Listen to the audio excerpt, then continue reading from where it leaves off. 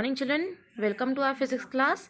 So today we will learn more about the different phases of moon. Okay, you know that moon is a non-luminous object. It does not have a light of its own. How does it appear shining is because it reflects the light of the sun falling on it. Okay, so because of this the different shapes of moon is visible to us depending upon how much part of the moon is reflecting the sunlight onto the earth. Okay, so this changing shapes is called the phases of moon. How do they change? How do the moon grows in size? This we will learn now. Okay, so for example, on the new moon, when the earth and the sun and moon all are in one line, moon comes in between sun and the earth, right? The side facing the earth is not receiving any sunlight, and so what is happening?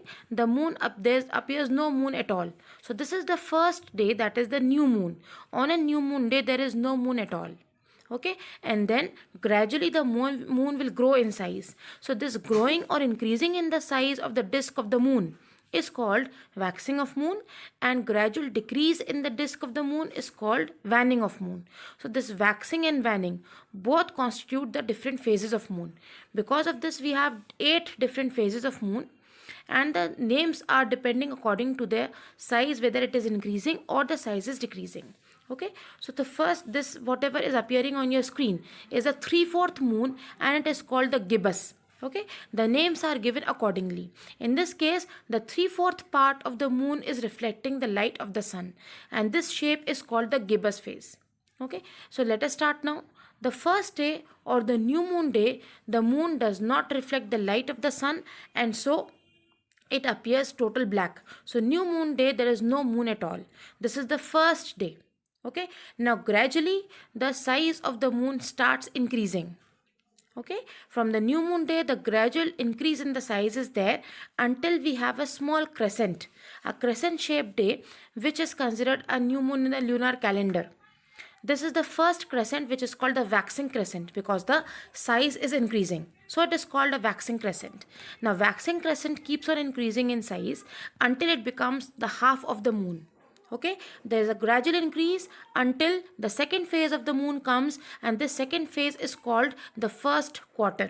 First quarter, quarter here means the half of the moon is able to reflect the light of the sun onto us, and so it appears as the first quarter.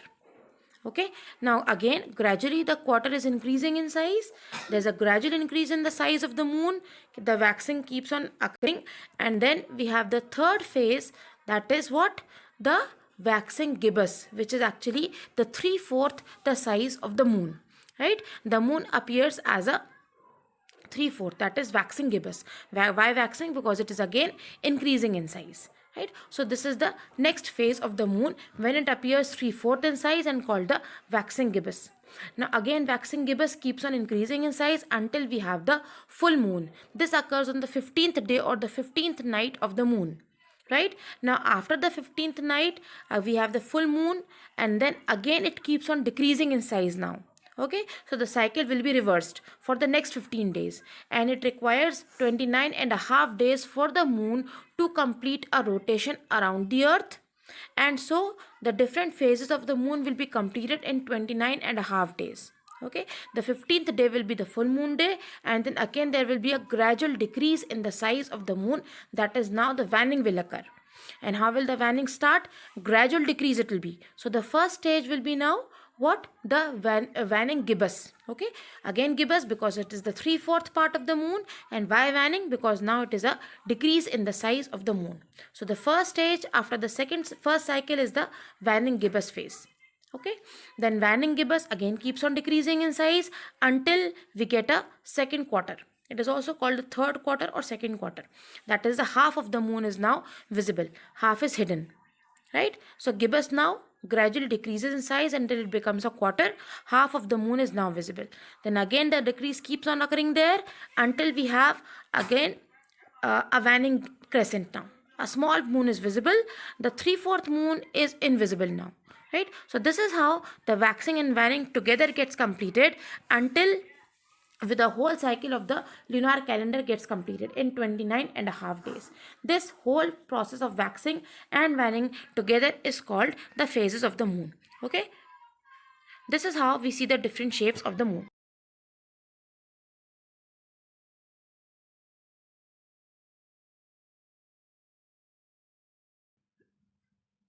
Okay, children. So now we will learn more about planets. As you are aware that our solar system consists of 8 planets. 4 planets form the inner circle and the other 4 forms the outer circle of the planets. In the inner circle, the first planet is Mercury, which is the smallest and the hottest planet near the sun. Okay, it is very small and it is very hot. It completes its revolution around the sun in 88 days.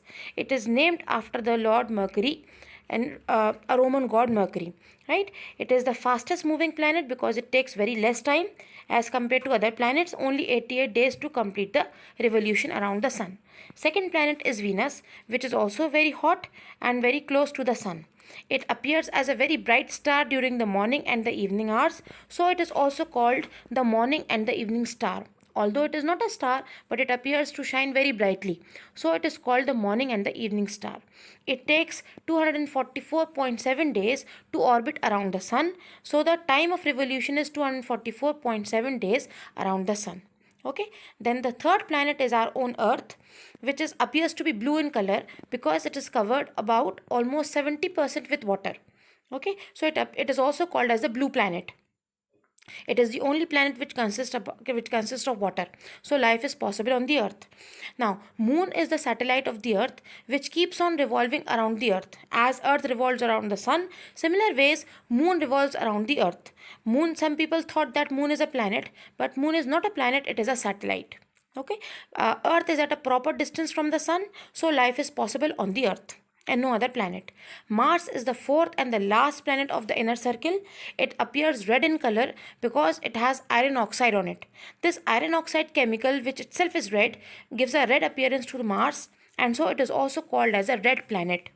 Okay, this completes the 4 inner planets. Then the 4 outer planets start from Jupiter. Now, Mars also has its 2 moons called the Phobos and the Deimos.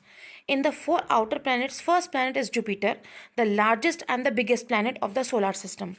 Right? It is almost 317 times heavier than the Earth. It is very heavy due to the presence of heavier metals in its cores. So many heavy metals are present in the core, so it is very heavy. Okay, it is heaviest and the largest planet of the solar system. That is Jupiter. It is the first planet in the outer circle. Okay, now Jupiter has almost 67 moons revolving around it. The natural satellite highest numbers of satellites, that is 67.